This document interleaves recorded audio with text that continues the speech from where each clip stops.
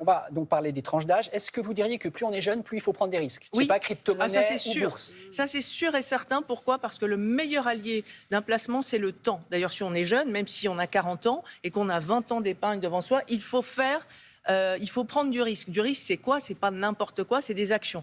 Mais les actions, c'est un actif réel. Derrière des actions, vous avez des Oui, entreprises elle peut qui baisser existent. et au bout de quelques années, ça Bien remonte. sûr, vous pouvez perdre de l'argent, c'est pas garanti comme avec le livret A, mais c'est le placement le plus rentable sur les 30 dernières années. Les actions dans le monde ont rendu 9% par an. Et sur 40 ans, 12% par an. Je vous donne un petit exemple qui est assez... Si vous investissez 500 € par mois pendant 20 ans, Par mois? oui, imaginez, quelqu'un qui est assez confortable, il épargne 500 € par mois pendant 20 ans. S'il le fait, ça, au taux de 2%, à la fin des 20 ans, il aura 140 000 €. Déjà pas mal.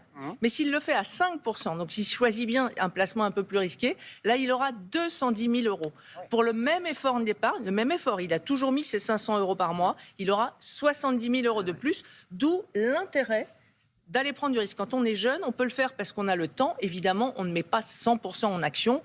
On met en fonction de son appétence. Si moi, j'ai envie de prendre des risques, si j'accepte de perdre certaines années jusqu'à 10 ou 20%, je peux mettre, quand je suis vraiment très jeune, jusqu'à 90% de mon épargne en action.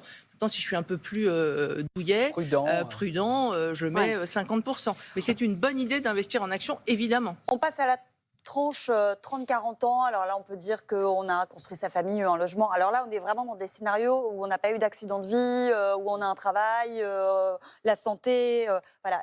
Dans ce cas-là, on se tourne vers quel type de placement? Les fameux placements de bons pères de famille, comme on les appelait avant? On peut les appeler comme ça. Je vous disais tout à l'heure, investir en action. Quand on a cet âge-là, on le fait aussi. Mais comment on investit en action? Soit on achète des actions, on les met sur son compte titre, soit on achète des fonds d'action. Donc là, c'est un gérant qui va choisir dans un fonds 500 ou 50, 500, enfin plusieurs actions. On s'adresse à qui, pardon? Alors justement, soit vous achetez des actions en direct, donc vous décidez d'acheter une action LVMH, que sais-je.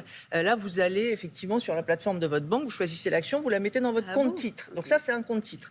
Si vous voulez acheter des fonds actions, les fonds actions, c'est pareil. Vous pouvez les mettre sur votre compte titre, vous pouvez les mettre sur un PEA, ça c'est un produit qu'on ouvre dans sa banque, c'est des actions européennes, ou dans votre assurance vie. Dans votre assurance vie, si vous regardez bien, on parle toujours du fonds garanti en euros, celui où il n'y a aucun risque, comme le livret A. Celui-là, il vous donne à peu près 2,60% par an de rendement. C'est bien, mais on peut faire beaucoup mieux avec les actions. C'est ce que je vous disais tout à l'heure. Dans l'assurance vie, vous pouvez répartir vos œufs dans différents paniers. Dans le panier garanti, avec le fonds en euros, et dans le panier fonds en actions, fonds en obligations, fonds immobiliers. Ce qui est pas mal avec l'assurance vie, c'est que vous pouvez, à l'intérieur de ce produit, mixer, voyez, pour faire un peu votre dosage à vous, selon si vous aimez le risque ou pas, vous faites votre dosage.